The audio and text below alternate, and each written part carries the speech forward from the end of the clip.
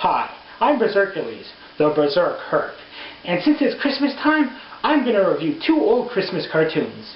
The first one is The Christmas Visitor. Should I be on drugs as I watch this? What the Kris Kringle is up with the animation? Holy Star of Bethlehem, it's weird.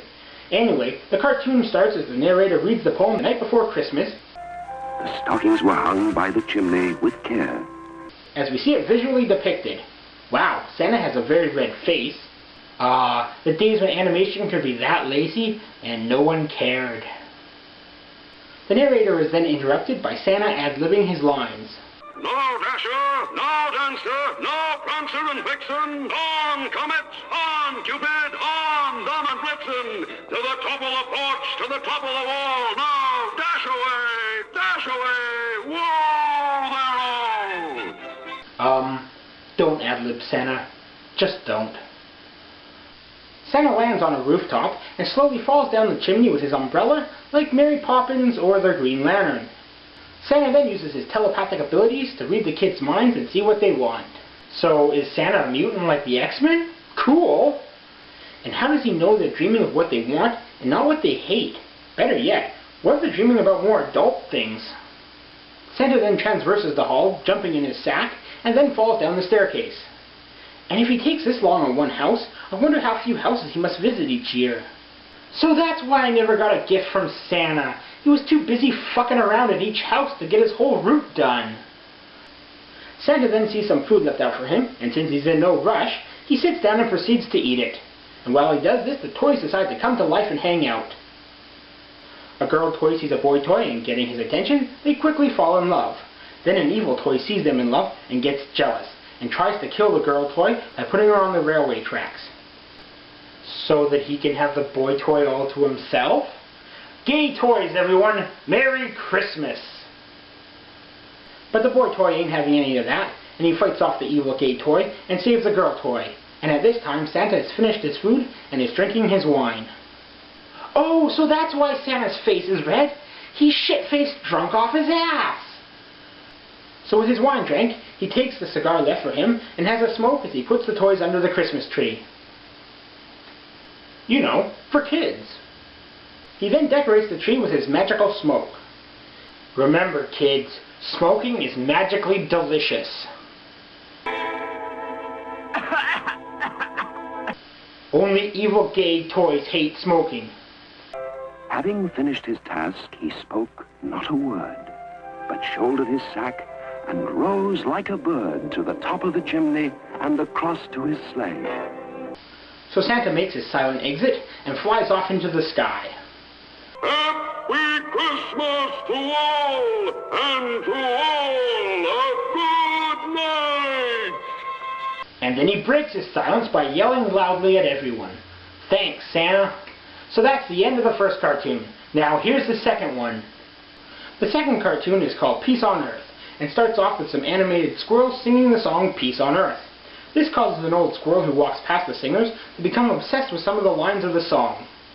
Peace on earth, goodwill to men. Grandpa, Merry Christmas, Grandpa! He then visits his grandkids, who are excited to see him.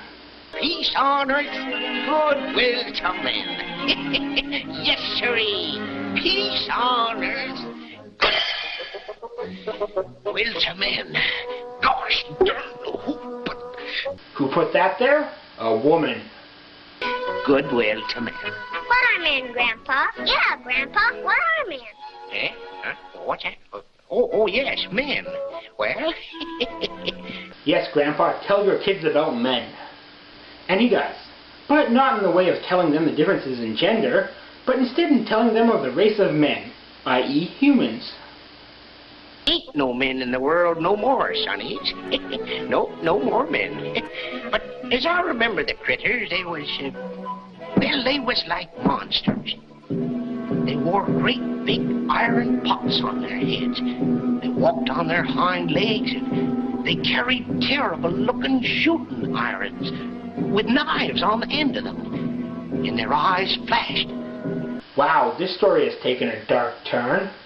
So the grandfather tells his grandkids about the humans and their tendencies to fight each other and build machines to fight each other with.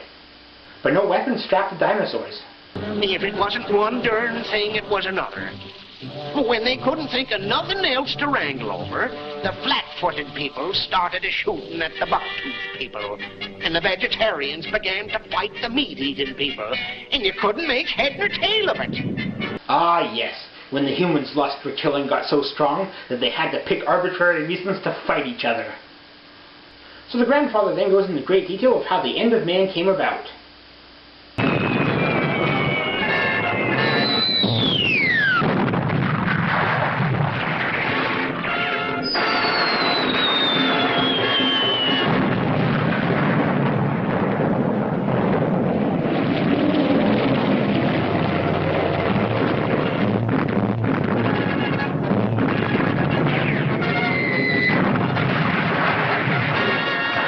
This is what I think when I think of Christmas. Bombs busted everywhere. And shells was a-whistling through the air, like this.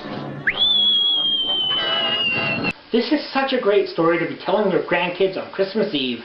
It fills me with Christmas spirit. I wonder what other stories you'll tell them.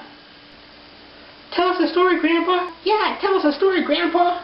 Okay, I'll tell you a story. This is the story of the time I killed a hooker in a cocaine-fueled rage.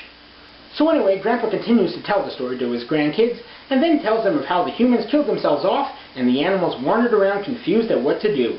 That is, until the animals discovered the Bible, and decided to rebuild society. Oh, so that's why the story didn't include religion in the list of things people will fight about. It's a religious cartoon.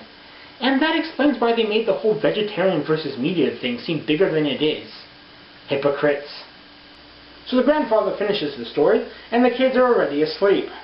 And I can see why. The religious BS almost put me to sleep. So that's it for my Christmas video. I hope you all enjoyed, and have a happy holiday. Christmas song, I am singing a Christmas song. Christmas time, it is Christmas time, yeah.